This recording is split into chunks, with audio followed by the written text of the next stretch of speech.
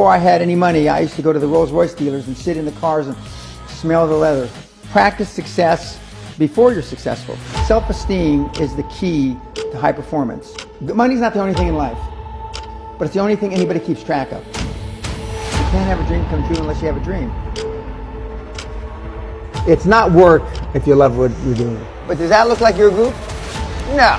If you left it to engineers, no car would ever come off the assembly line. Focus on the few, not the many.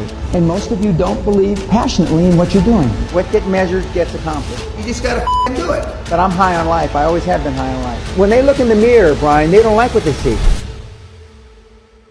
Show me your friends and I show you your future.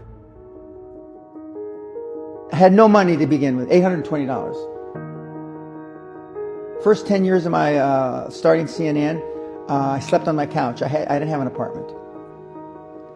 Bill Gates slept in the office. Steve Jobs slept in the office. And I can go down a whole list. Now these are super successful, mega wealthy guys. I slept in my office. Not everybody's willing to make that sacrifice. But it's not the only thing. But even if you don't sleep in your office, if you want to send your kids to a better school, if you want to be able to take care of your mother when she gets dementia, if you want to this all takes money. My children aren't getting any of my money when I die. Very Warren Buffett. Okay. 2 of my kids are cool with it. One of them's not so cool with it.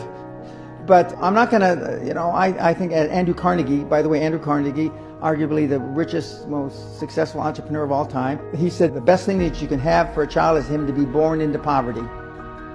And I agree. Practice within when you're without.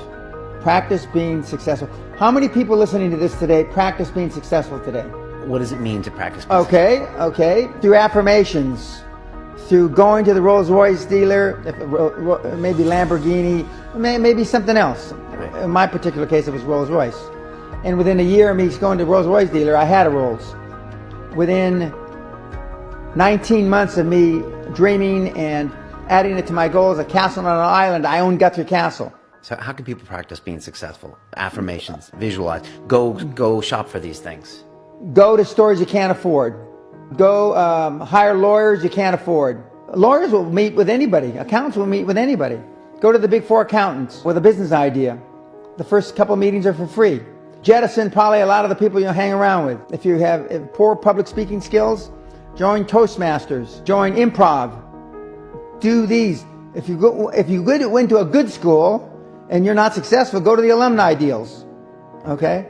I didn't go to a good school. I'm a perfect living example that a lot of trouble as a kid, working class background, my parents, went to just a mediocre university that I flunked out of 3 times before I finally graduated with honors, and had no money to begin with, $820. There's no money, but $820. So it's all possible. I devoted myself to feeling successful. I was wearing suits like this before I could afford them. If you could pick up the phone and make a phone call to the 20-year-old Dan Pena, what advice would you give that young man? It's the same advice that I give and the best advice that I got. Just do it. Most people procrastinate because they're unsure, so just do it. Just imagine you drove your car through life with the emergency brake on. It's bad for the transmission, it's bad for the tires, it's bad for the universal, it's bad for everything. Then you take, oh geez, the emergency brake's on. Then you release the brake. What happens? Whew, surge ahead, right? Most of us go through life with our emergency brakes on.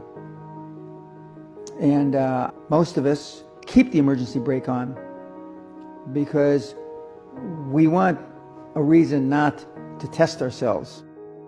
Follow your dream and don't listen to conventional wisdom, no matter what they say, because conventional wisdom is almost always wrong. Almost always wrong. Just remember, dress British and think Yiddish.